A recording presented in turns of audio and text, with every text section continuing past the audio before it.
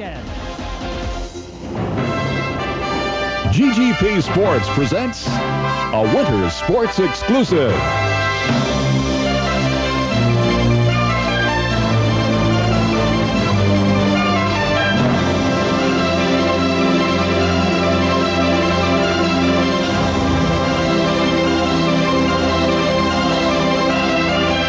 This is World Cup Winter Sports Weekend.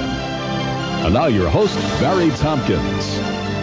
Hello again, everybody, and welcome to the World Cup Winter Sports Weekend. Today, we get technical and bring you the precise turning and explosive power of Giant Slalom from one of the most demanding courses on the World Cup Tour, Alta Badia, Italy. The local favorite, no question about it, Alberto Tomba. He won the opening European Slalom of the season in Sestriere, Italy, and we'll see about the opening European Giant Slalom in just a few minutes. And coming up a little bit later, we'll have ski jumping, 90-meter style, from Thunder Bay, Ontario. Right now, it's time to check in on the folks who bring you all the action. First of all, Greg Lewis and Kristen Cooper there at the finish area of the oh-so-tough Alta Badia.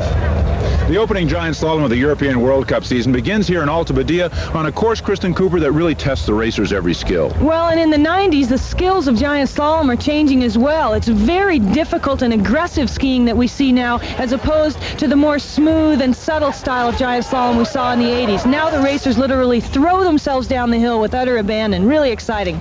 But first, let's go to Thunder Bay, Ontario, where they're throwing themselves into the air for World Cup ski jumping, and Hank Cashua. We've just finished the qualification round here shortly before the beginning of the first of two competitive rounds. The day, slightly overcast, unseasonably warm for this far north and this time of year, and former Olympian Jeff Hastings has jumped on this hill many times before. Jeff, how's the weather going to affect the competition?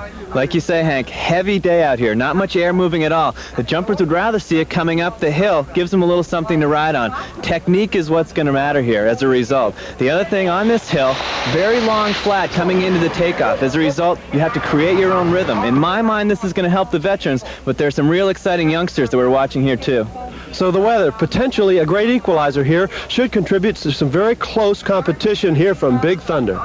All right, thanks, Hank. Well, a little bit of weather at Big Thunder. We will, of course, get you back there. We'll also take you over to Alta Badia, Italy in just a little bit. But first, the Winter Sports Lowdown with the Inside Line. Looking ahead to today's race, Alberto Tomba is attempting to rocket back to the top of the Alpine world, but so far success for him has come only in slalom.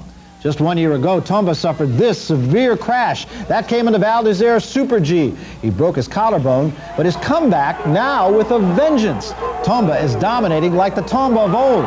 He won the last two slaloms of the 89-90 season. And as we said earlier, the first European event of this year. And he won it with typical Tomba bravado. The fans in Italy just went crazy as Alberto picked up his third slalom victory in his last four races.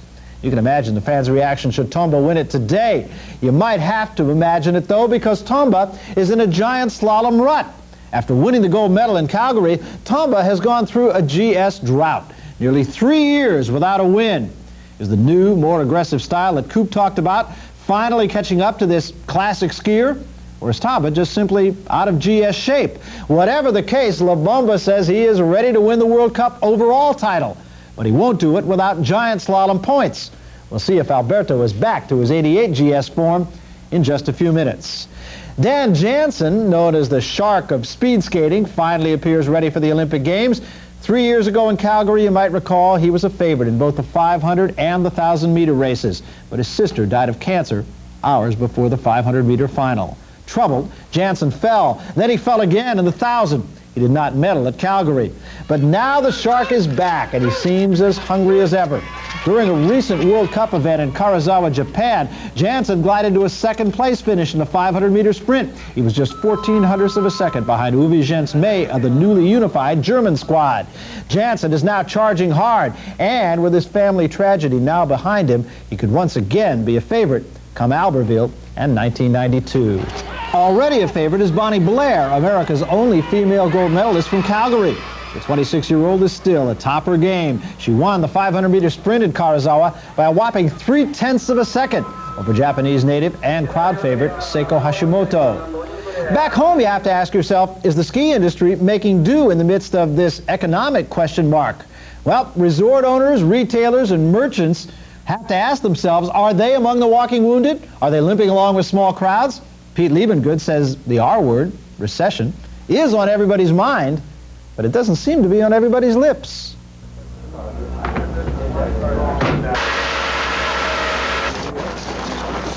While the White House has finally admitted the country is in a recession, you wouldn't know it by the ski industry. We're not seeing the traffic, the amount of people coming into the store like we're used to seeing. Although the people that are coming in are spending their money. Only a shortage of snow seems to impact the independent retailer. We work hard enough that we can keep ourselves going, but if we are faced with several more years of drought, since we don't have deeper pockets than ourselves, we would be next on the list to go. An informal survey of American ski areas indicates that resort operators aren't ready to concede to the R word and what it represents. Now, here in Sun Valley, they are what is called a destination market, meaning that people come here for one reason. Usually they spend some time and a lot of money, but so far, no hint of a recession. The last time money was tight, back in 1981, Sun Valley wasn't affected either. Management here has a theory. Skiers are really passionate about their sport, and they'll go through a lot of hardships to ski.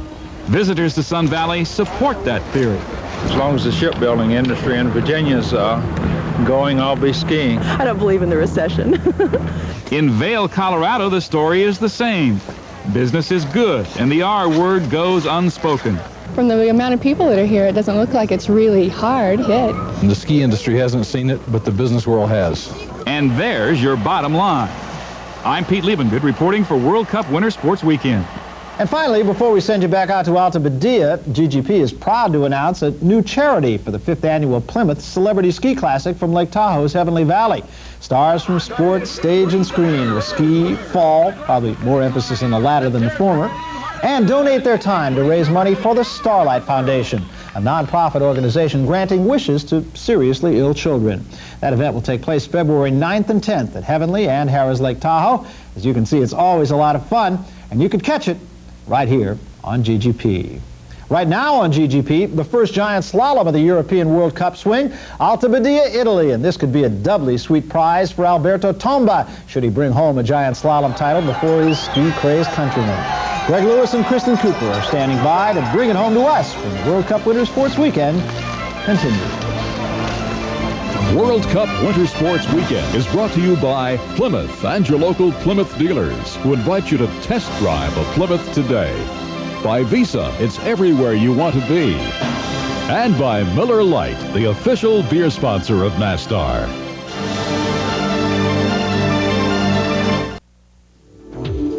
You may have never skied a giant slalom, but if you've come to Alta Badia, you've driven one. The road into town is a dramatic descent of swooping switchbacks and blind curves.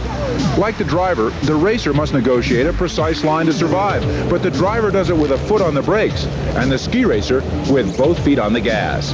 And here in Italy, they call gasoline benzene, and the man burning the most of it this year is Alberto Tomba. And Tomba is coming off an incredible come-from-behind win in slalom in Sestriere. He did it by beating Ole Christian Furuseth of Norway, who skis with a completely different technique in giant slalom. It'll be interesting to see who prevails today. What about the Americans? Well, we're here with just a young, inexperienced group who's here to try and get some miles underneath them. Hopefully the course will hold up for them.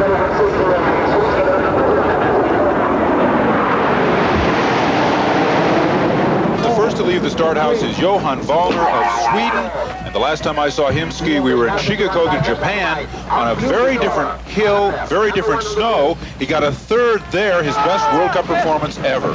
That was a much easier course. This one of the most difficult anywhere on the World Cup. It's a very narrow and twisting trail. Up on top, so steep, in fact, 50% grade. These guys really have a lot of trouble getting their edges to bite in this snow. And it's hard conditions. It's been cold, clear skies, very hard natural snow. You can see his skis skittering a bit to the side. Down into this section now, it gets very steep and narrow. We can see he's just trying to keep his upper body facing downhill. He throws his skis out to the side. Some of the new technique we can see here in the Swedes. The Swedes and the Norwegians are doing it better than anybody, using a lot of hip angulation. You see his knees aren't going into the hill quite as much as in the classic style, Greg. The classic style is the way we're taught by ski instructors to stand on the outside ski of the turn. Now he's using both skis, coming onto the flat here, getting his hips low so he can squeeze for speed down here, carrying speed into the finish. Wallner of Sweden sets the pace in Alta Badia. The time, 1:14.95. Lasse Kjus of Norway on the course, just 19 years old, but already famous for his World Championship gold medal in the junior competition. And famous, too, for his ragged flyaway style, and we can see it. He really throws his arms into his work, his legs out to the side in each turn. It's not a pretty technique, but boy, it gets the job done. He's always carrying his speed downhill. See how he does coming into the middle section here. And indeed, almost 0.6 of a second ahead. He's not using his knees like we're used to seeing. And from this up above view, his legs are wide. He's got a wide track style, almost like train tracks there. Very unusual, and all of the Norwegians are skiing this way, and they're skiing fast. Last year, Kjus on this course started from 58th and finished 7th. He knows the mountain. He skis it well. Lasse Kjus into the finish, and by 0.8 is the new leader and is most satisfied with it. The pressure on Alberto Tomba. He's about to race. Mark Girardelli set to run. He's been frustrated in the speed events this year, downhill, but in slalom already picked up a 4th in Sestriere, trying to make his way back into the coveted top 3 spots after that terrible injury last year, which closed out his season in December. And he's confident in this event. He loves GS. He knows he's one of the best in the world. Interesting technique by Girardelli as well. Watch how he throws his arms and his upper body into the turn while he flings his legs out from side to side. He is so strong that the skis hold even when his upper body isn't out over the skis to hold them there. Chattering a little bit on this icy section down in the middle, but the skis are running downhill. He's carrying so much speed and he's so powerful. You talk about him chattering. Most skiers could hardly side slip down there, let alone carve a turn like Mark Girardelli, who is now the fastest man on the course by just 300ths. Interesting to note, too, that skis these days, they're wider at the tip and the tail than they are underfoot. And so when the ski lays on edge, it bends and snaps out of the turn and accelerates the skier towards the next gate. Ski technology has come so far in recent years. And not only that, but they actually have devices under the foot that help dampen all of the rattles underneath the ski. A racer like Girardelli has had to change his style over the years to work with the new technology. He has dropped to 2nd position. Lasse Kjus is still the man to beat, but Girardelli challenges. And now Fredrik Nyberg, a youngster from Sweden, just his 3rd year on the World Cup, the winner of the opening giant slalom of the season, though it was held in New Zealand several months ago. Nyberg, an incredible talent, only his 3rd year on the World Cup. Beautiful skiing so far on top. Haven't seen any mistakes. He's taking a very direct line. Notice how he's hitting every single gate and bashing it out of the way, smashing them aside as he comes down. Skis bouncing to the side a little bit. He's not quite as clean as Girardelli, and it shows. 0.2 of a second out. The leader, Lasse Kjus, Mark Girardelli in 2nd. This is Fredrik Nyberg of Sweden. And I think he's really at a disadvantage from this very direct line that he's taking, Greg. He can't seem to release the edge because he's still fighting to change his direction after he's gone by the turn. Now he's getting back into his groove. Of course, this is the easier section. He's just got to carry his speed here. Nyberg bumps Girardelli down to 3rd, so it's Scandinavians who are number 1 and number 2, and now comes Switzerland's Urs Kalen, who is really trying to make this year pay off for him.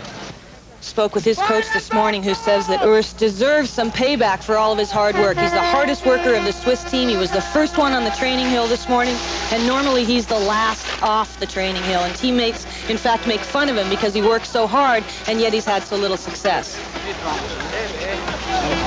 Won a giant slalom 1 year ago in Waterville Valley, New Hampshire.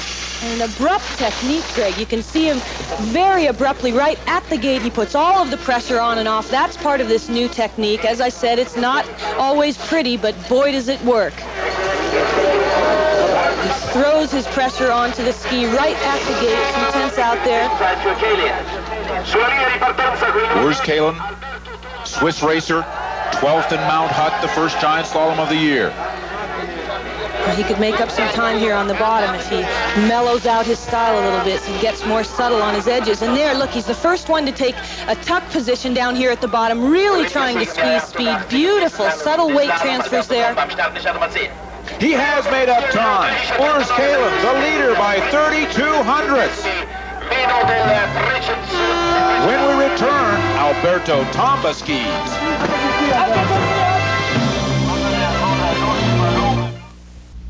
Alta Badia. It offers the best of two cultures, a marriage of Italy and Austria at the altar of the Dolomites. The ambience is Tyrolean, but the attitude is Northern Italian, pleasant as a plate of pasta, robust as a good red wine.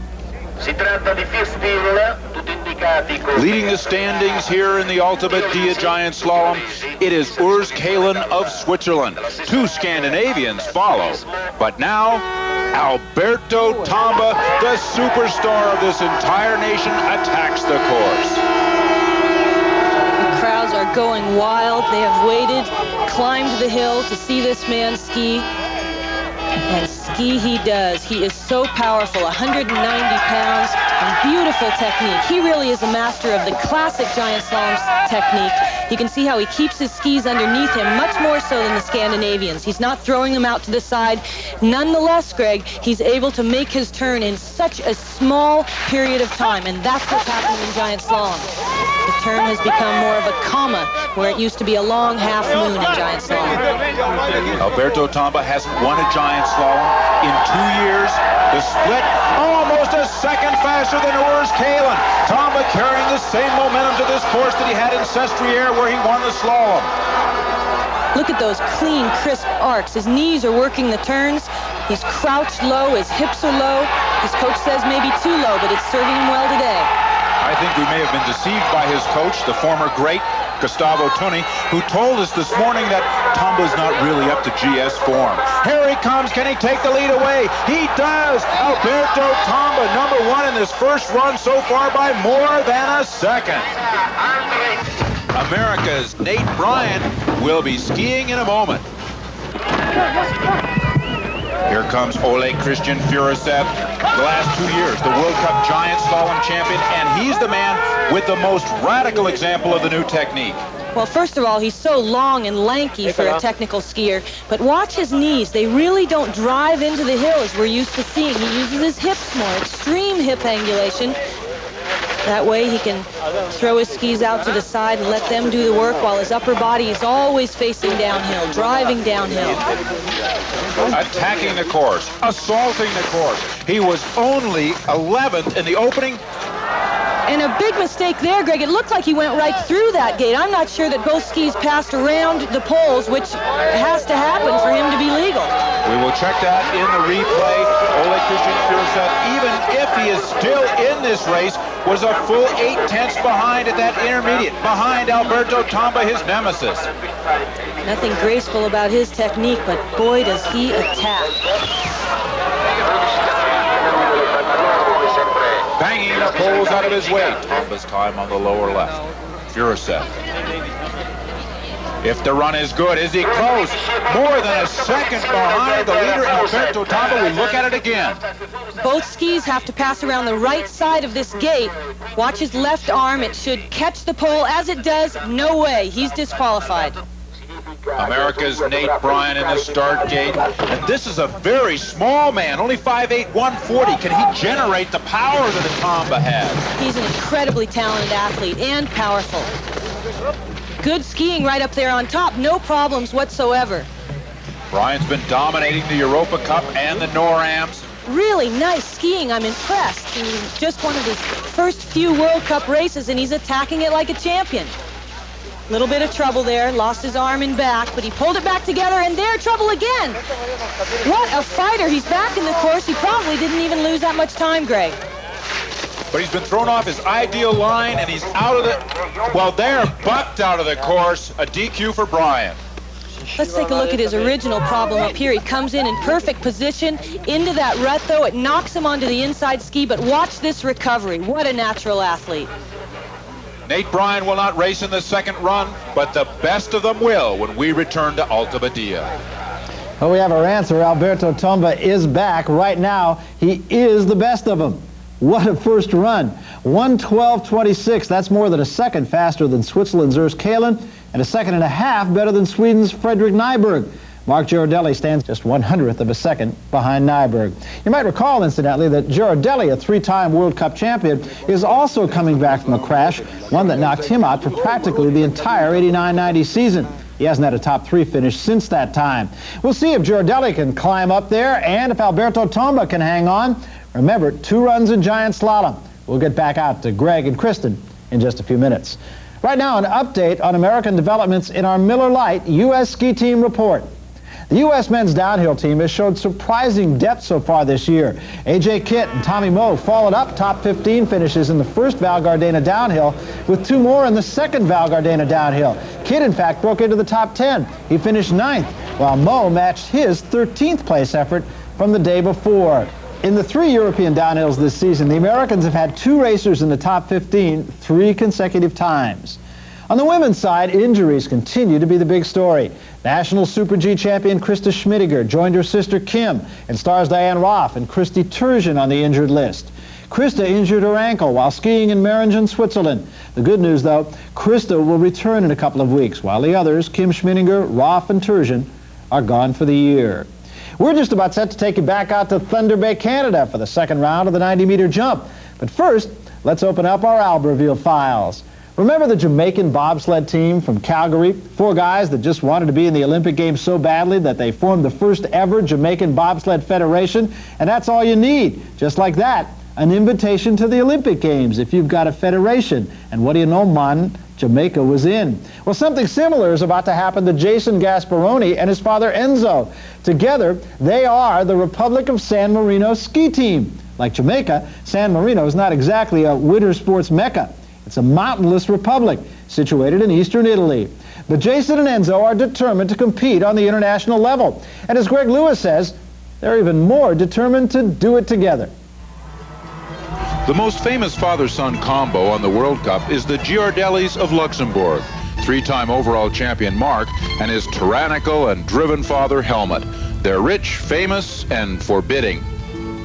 Now, meet the Girardellis World Cup opposites, the Gasparonis of the snowless storybook Republic of San Marino, 17-year-old Jason and his father coach Enzo. They're not famous, not rich, but when it comes to friendly, they score a lot more World Cup points than the Girardellis, which may be the only points the Gasparonis score for a while. In both downhills in Val Gardena, Jason's World Cup debut, he finished last, once without a pole. Still, Dad was proud. My emotion, it's pretty good. I tried not to show it to him, you know, but especially in the downhill, you know, it's very, how can I say it? It's very emotional. What makes the Gasparonis' World Cup fairy tale even more unlikely is where it began, in quaint, romantic Michigan. I was 5 years old when I began skiing, and I started in Michigan, Bone Mountain. And I like it a lot when I start. It makes me feel, can I say, good. So the Girardellis are the first family of ski racing and the Gasparonis the last. But it doesn't matter. They're finding success without mounting the winner's stand, just by standing together. Jason Gasparoni started 65th today in Alta Badia, but failed to qualify for the second round. Still, talking with guys on the tour, they say the 17-year-old does have some talent. All he needs is a little bit more time on the slopes. Also spending more time on the slopes these days are snowboarders.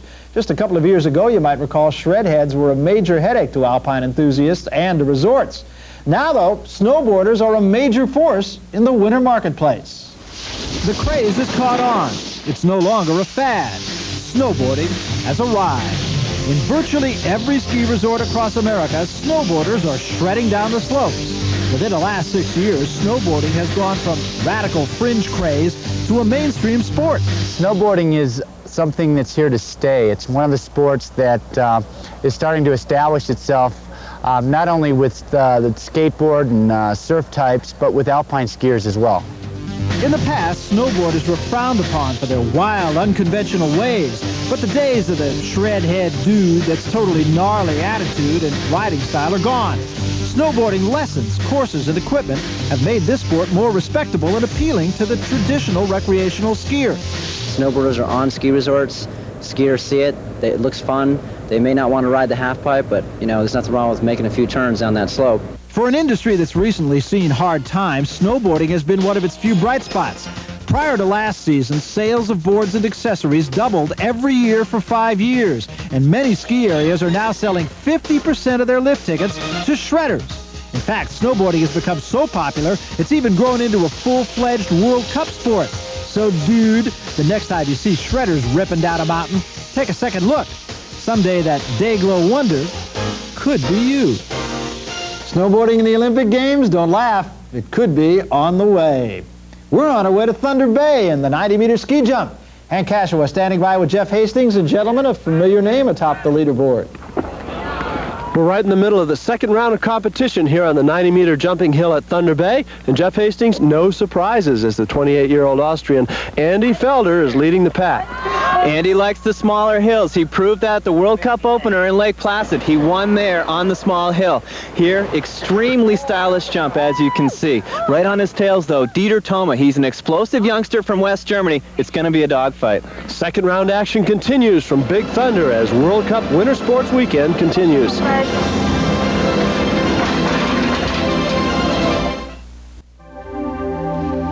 Life as a ski jumper sharply contrasts to the glamorous alpine world. Competitors maintain their own equipment, and smaller teams develop a unique sense of camaraderie. The pursuit of excellence in ski jumping is still very personal. If you want to fly like a bird, how it looks when it's soaring, this is the closest sport that you could get from that. You're like a human airplane wing just soaring through the air at 50, 60 miles an hour, just stretching out over your skis. It's exhilarating. It was also an exhilarating first round for our leader, Andy Felder. And Jeff Hastings, it's painfully apparent that the Americans are struggling as they have not one representative in the final round. Jim Holland from Norwich, New Hampshire had a very disappointing first round. What's going on? Hank, he's a very talented skier, but jumping is such a mental game. You've got to know that you can do it, and they're still struggling with that a bit. The frustration shows. And now back to the top with final round action, and Nancy Nieminen of Finland, who had a first round effort of 85 meters, takes to the air. Very clean there. Really relaxed in the air. Nice jump. Nancy, an interesting story. We haven't seen him on the World Cup Tour. They've been keeping him in a closet in Finland. He's 24 years old. He's been going to school, apparently. Looking at it again, very strong with the legs, a little bit away with the upper body. You want to be driving with that upper body right from the takeoff. He got right back to it there, though. A little bit sticky on the landing. Nice flight of 89.5 meters puts him in the lead at this point. As we go back to the bar, and Rune Olenek from Norway, who had a first round effort of 84.5 meters, takes to the ramp. A very deliberate skier. You can see how slow he was getting into his in-run position. Strong with the legs there, hanging back. A little bit rough on the landing. Nice jump. I'll tell you one thing about this guy. I don't know how he does it, but he stays tan 365 days a year. Real good-looking guy. He'd be playing backup for Bon Jovi if he were born in New Jersey. Here coming again, comes high with the upper body, but he keeps driving with those shoulders and the legs. Look at how straight they are. Had a little problem with the landing, bringing his arms around to get his feet under him. 86.5 meters won't be good enough. Jeff, tell us about the hill. Hank, a skier skis down this hill and hits the takeoff, which actually hangs 11 degrees below horizontal. In the air, a skier has to clear a relatively flat knoll before landing on a 36-degree slope. Now, that's deeper than any Black Diamond ski run you're going to find. Things begin to flatten out at the K point. That's 90 meters on this hill, and that's where this hill gets its name. It's called a 90-meter hill. And the intense concentration of František Jez from Czechoslovakia. Another youngster. Did a lot last year. Haven't seen much out of him this year. Beautiful jump there, though. Pretty good landing, 85-meter effort. Hank, I'm really impressed with the young guys out here. They are so poised. I mean, that telemark landing was beautiful. Coming again, looking at it, strong. You can see how low he was with the upper body. That kept him moving out over that knoll that I was talking about. Just enjoying the ride there. A little bit of a hitch with the arms, but a nice telemark landing. And his total of 205.8 points puts František Jez into second place. And now the Swiss Stefan Zund leaves the starting bar after a first jump of 86.5. He's another frizzy man. You can see him putting the skis out to the side. He's doing that intentionally, trying to get more air on his body, help him float down the hill. Looks awful scary to me, Jeff. Hank, it is. I wouldn't do it myself. I didn't do it in my day. You can see he's very low with the upper body. That's great. Pretty good coming through the foot, too. Milking with the hands, trying to find some air. It's an awful quiet day out there. Coming straight at us, another angle. There go the skis out to the side, the hands working, trying to find a little something. Now watch this. Telemark landing. That's one foot in front of the other. It's supposed to be more stable. Mostly it's what the judges like. 203.6, not enough for Stefan Zund. Back to the start. Franci Petek from Yugoslavia. First year on the tour, just 19 years old. Very clean. Beautiful jump. He likes that one. He's sort of the class clown out here. He's only been on the tour for 2 weeks now. Already everybody's loving him. Take a look at it. He's so strong. The arms are really quiet, and they just don't move at all. Nothing moves. It's just hanging there. His skis move off to the left a little bit. That's the way he likes to carry them. Telemark landing a little bit rough, but 19 years old. And look at that, Jeff. 88.5 meters gives him the lead with a point total of 215.4. Something to write home about. That's good. Oh, yeah. And so Franci Petek takes the lead, but still to come, the exciting youngster from Germany, Dieter Thoma, and first-round leader, Andreas Felder. This Plymouth Ski Tip is brought to you by Plymouth and your local Plymouth dealers who invite you to test drive a Plymouth today. We've seen how important ski maintenance is to a ski jumper, a giant slalom skier, and keep in mind it's really important to us recreational skiers as well. Now, if you really want to get them done right, take your skis to a specialty ski shop where they can grind and wax your bases and keep your edges square and sharp. If you're a do-it-yourselfer, though, and you want to do it in your home garage, here are the basics. First of all, take a scraper and make sure that your bases are clear of all dirt and old wax that builds up. Next, take a file and file the steel edges and your base flat. Then, turn your ski on edge and file the edges so that they're flat and square to the base. And finally, your thirsty, porous plastic bases will eagerly drink up a coat of hot wax. You need an iron, not necessarily a fancy one like this. An old steam iron will do the trick. And apply a very thin coat of wax to the base. Then let the wax cool and harden, and you grab your scraper again and remove the excess wax, leaving just a microscopic layer for you to glide on. Welcome back to World Cup Winter Sports Weekend. Hank Kashua and Jeff Hastings here in Thunder Bay at the 90-meter jumping hill, where it is Franci Petek of Yugoslavia in the lead over Ansi Nieminen and František Jez from Czechoslovakia. Now leaving the starting bar is Roberto Ciccone of Italy, third after the first round. He can catch Petek with a good one here. Ooh, looked a little bit late. You can see the arms swing hard. That's a great angle to look at this from, Jeff. It gives you perspective of the whole hill, which you seldom get to see. Taking a look at it, let's see. You can see how much the arms really swung there. He comes up, he moves the skis to the side. That's no problem. That's the way he likes to have them carried. Just a little bit short. Little slip there on the landing is going to cost him a little bit too much weight on the front left foot. 85 meters won't do it. And now, Dieter Thoma from Germany, second after the first round. Dieter has choked in the first two competitions of the year. Whoa, looked like he got that one clean, though. Little seesaw at the end, long jump. Little shaky on the landing. You could see the skis started to seesaw a little bit. He does that as he drives harder and harder. He gets the skis going back and forth. Looking at it, real low with the upper body. That's perfect. It's just what you want to do. Maintain that speed over the knoll. He's a great flyer. Look at how quiet he is. The seesaw at the end didn't hurt him. He managed to land it solidly. A 90-meter jump puts Dieter Thoma in the lead, and the pressure goes to Andy Felder, who is the last man on the hill that can take this competition. If anybody can handle pressure, it's Andy Felder. He's been on the tour 9 years, won a lot of World Cups. Real tough competitor, especially on the small hills like here at Thunder Bay. Very clean, very quiet. Perfect. Whoa! Is that what you call sticking it, Jeff? He stuck it, Hank. That was just pressure rolled right off his back, I guess. Just a beautiful jump. Let's look at it. Knees set forward, Worked the arms a little bit, but he just jumped real hard, very clean. Doesn't move a finger hardly here. Now watch the telemark landing. Snapola, perfect. 90.5 meters, the longest jump of the day, for a point total of 224.7 points. Andreas Felder wins the 90-meter jump. You know, Hank, they talk about man versus mountain a lot. I think what you see here, it's men versus mountain. When the day's over, everybody feels good to cheer each other. And there are the final standings. Andreas Felder, the winner today, followed by Dieter Thoma, and Franzi Pettik of Yugoslavia slips into third. That's it from Thunder Bay and World Cup ski jumping. Let's move now to Alta Badia, Italy, and men's World Cup giant slalom action with Greg Lewis and Kristen Cooper. Thank you, Hank Cashua, and congratulations to Andy Felder.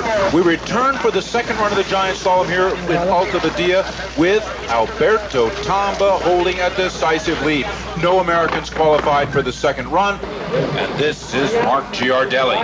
Giardelli looking desperately for a top 3 finish to prove to himself that he's back, that he's in good form.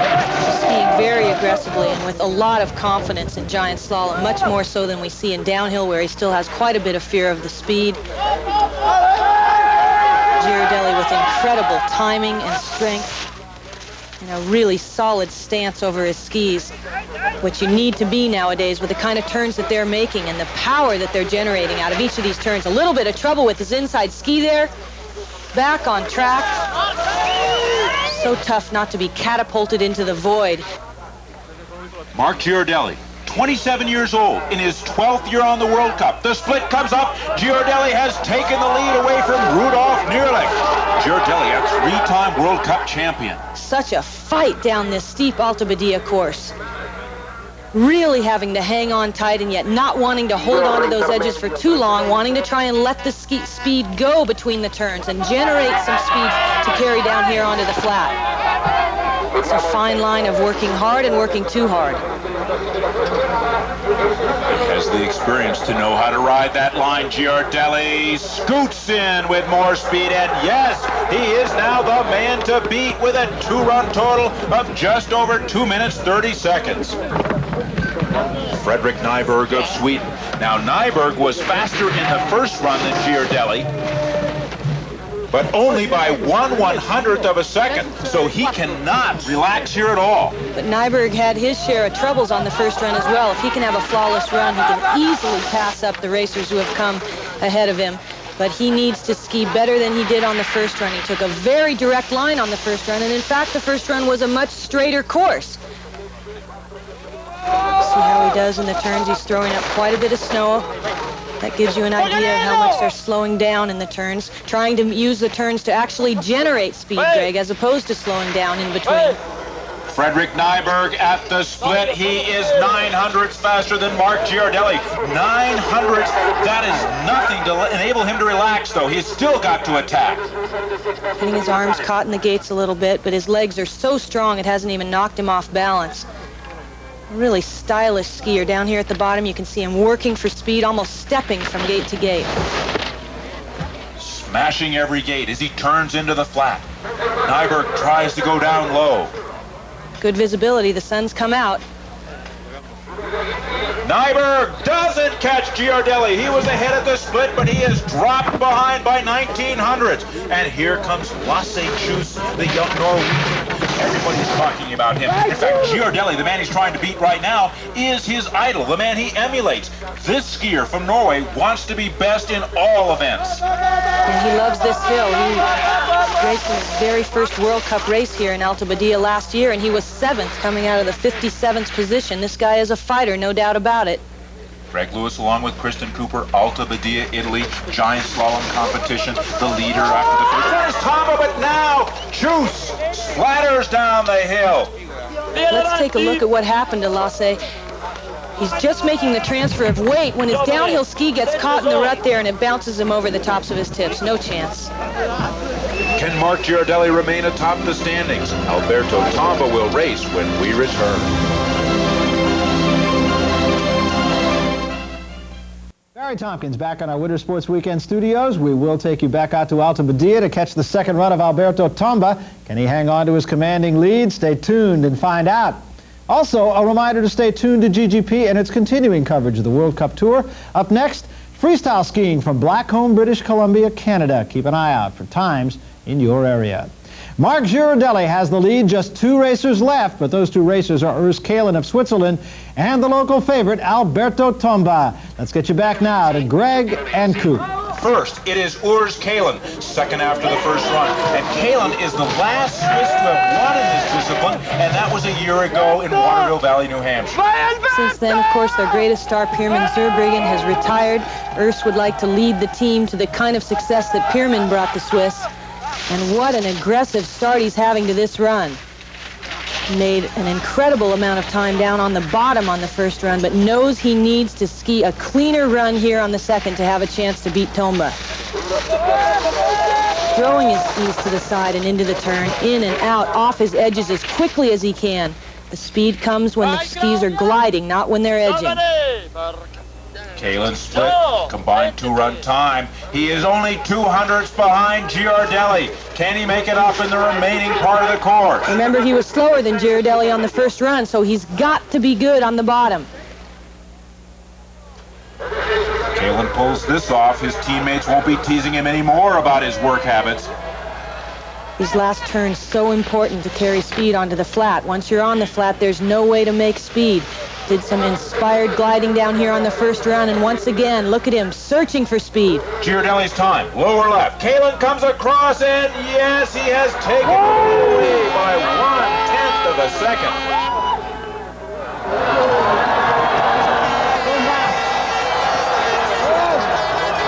The eyes are on fire. Alberto Tomba shoves out onto the course. It was here at Alta Badia, before he won the gold medal in Giant Slalom and Slalom at Calgary, that he got his first victory in Giant Slalom. Flawless skiing on top. Now he's coming in to the first section of very steep and narrow turns. A little bit of trouble, but he's right back on track. He is so powerful, and of course, as you watch him, he gives the sensation of absolute sheer strength.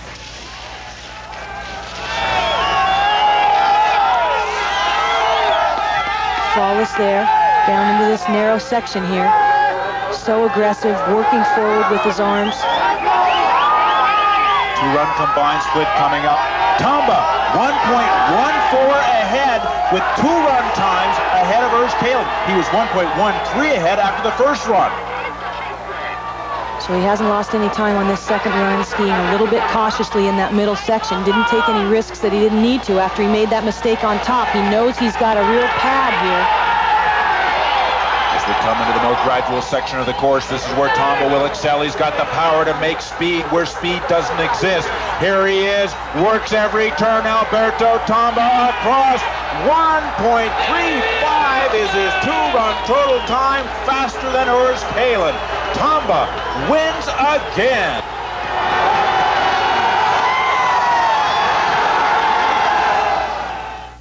Welcome back to World Cup Winter Sports Weekend. Well, the final results in the men's giant slalom from Alta Badia showing Alberto Tomba with his second victory of the season. Urs Kalin of Switzerland is next. Mark Girardelli, coming back from a horrible crash a year ago, posts his first top 3 finish of the year. But the day belongs to Tomba. As you can see, La Bomba now just 4 points behind Franz Heinzer in the overall World Cup standings, and he is charging hard. For the Americans, though, another pretty rough go in both events.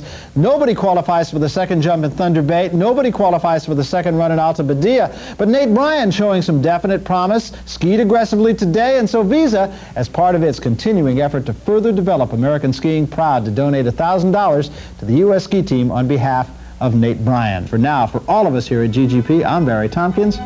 See you next time.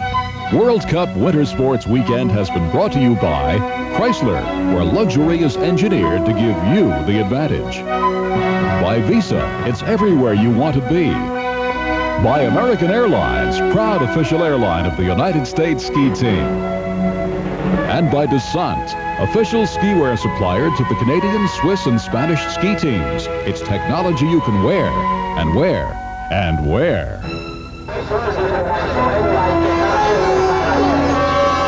This has been a GGP Sports presentation.